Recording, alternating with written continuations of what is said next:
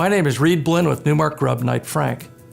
Today I'm pleased to welcome Rick Bunker, CEO of Prescription Advisory, to our citybizlist interview.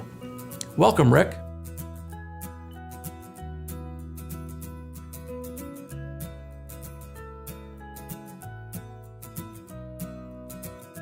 "2013 was the official date that we incorporated and put the first money to work. I would say the first year was all about intellectual property. It was interviewing Dr. Leeds and other doctors to understand the patterns that we should look for, reviewing literature and finding peer-reviewed studies to say, for example, one of our tests is to look for a gap between the date upon which a prescription was written and the date upon which it was filled, a right fill gap. And we wanted to find peer-reviewed literature saying that right fill gaps do, in fact, act as indicators of trouble. So we had a lot of work to do like that. We filed for patents, etc. And then it was really 2014 when I left my previous job completely to join full-time, and we got to work building software. And it took a good year and a half to get the software to work.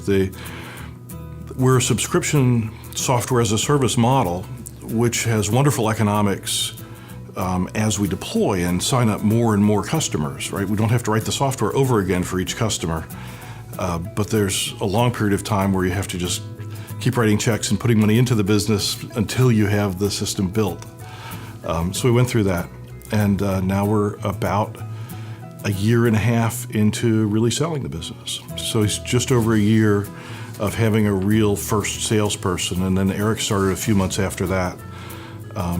And now we have 2 territories fully staffed with an outside plus an inside, and we should add 2 more territories during this year, and then next year we'll expand beyond that. I'll start with Eric Corkhill, who's our President and Chief Revenue Officer.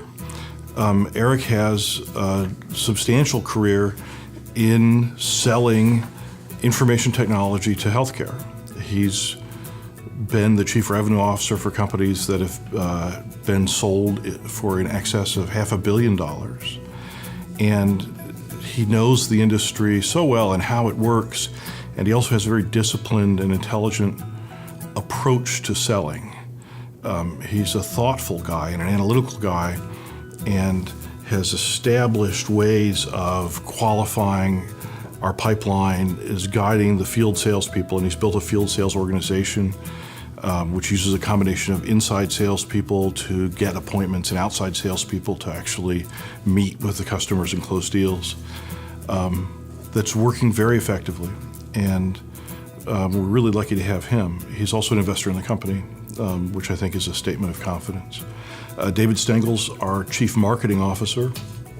David's a brilliant strategist in enterprise software, and is not only in charge of defining what goes into our product and doing segmentation and analysis of the market. He recently ran a campaign where we contacted every emergency department in the 5 states that we're selling into right now. And we're coming up on going after all of the pharmacies inside hospitals. So we, find a particular place to connect into a hospital healthcare delivery network, and then kind of try to spread within from that starting point. But he's also playing sort of the role of the startup, all-purpose catch-all guy. So before we found Eric, David ran sales. He will chase down relationships with our commercial advisory board and our medical advisory board. We have 3 boards. We have an official legal board of directors, which is about governance and fundraising, etc. And then we have a commercial advisory board, which is a group of people who help us and advise us on commercialization sales efforts. And then we have a medical advisory board, and these are doctors, pharmacists, academicians, and nurse practitioner and a physician assistant who guide us on product features and the efficacy and workflow. We not only have to have a product that gets the right answer, but it has to fit into the way doctors work every day, or else they won't use it.